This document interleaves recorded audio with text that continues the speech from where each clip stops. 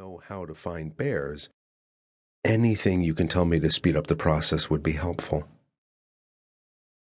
The syrupy scent of honeysuckle wafted from the underbrush, and she breathed in as much of the fragrance as her lungs would allow. The forest was so alive, so real. Deep green leaves shadowed lighter fronds, and thin trunks weaved among the larger knobby trees.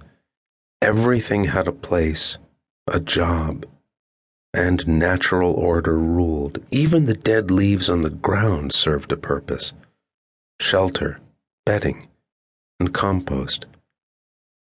The ecosystem, however fragile, was perfect.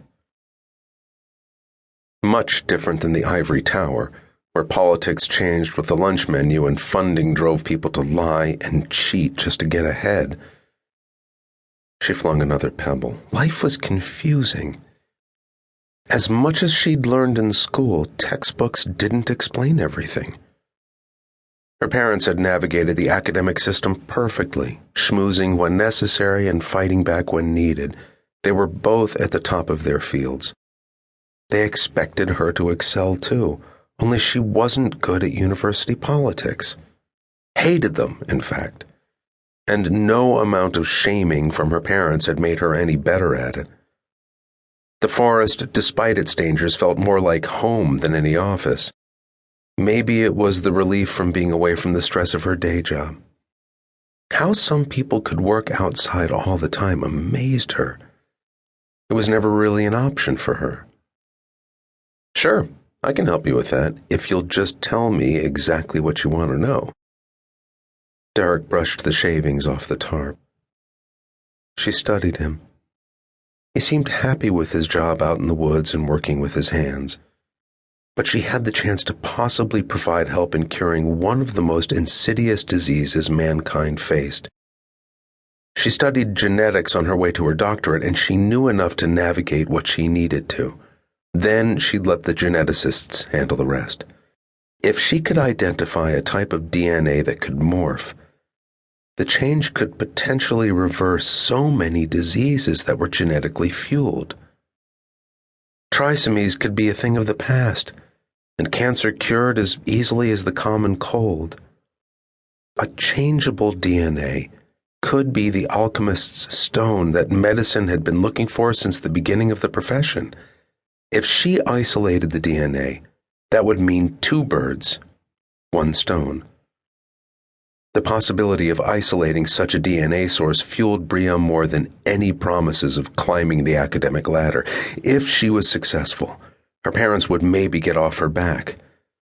Despite the intense pressure they'd always put on her, she did want them to be happy. If not with each other, then with her. Maybe they hadn't made things easy for her, but they truly wanted her to be successful. Her stomach churned and a wave of nausea crept over her.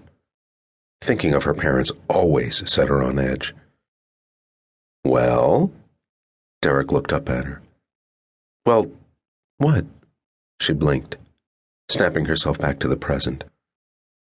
He held the stick out and inspected it. "Tell me why you're spending your summer in Deep Creek studying our bears." She scooted closer. "First, tell me what you're making." "Nothing really, just keeping my hands busy." He flashed her a bright smile. "I don't like sitting around being idle. Maybe it will be a walking stick. I think it's just the right length for a woman your height." He held it out toward her. "Isn't it a beautiful piece of wood?" "Yeah, it is." She paused and studied his face, the kindness in his eyes soft as moss. "You like making things." She reached for the stick and he held it out for her to run her fingers over the carved wood. "It's so smooth under the bark, slick, almost like velvet." "That's the heart of the limb. It's pale and damp when first carved, then the air hits it and hardens and darkens it.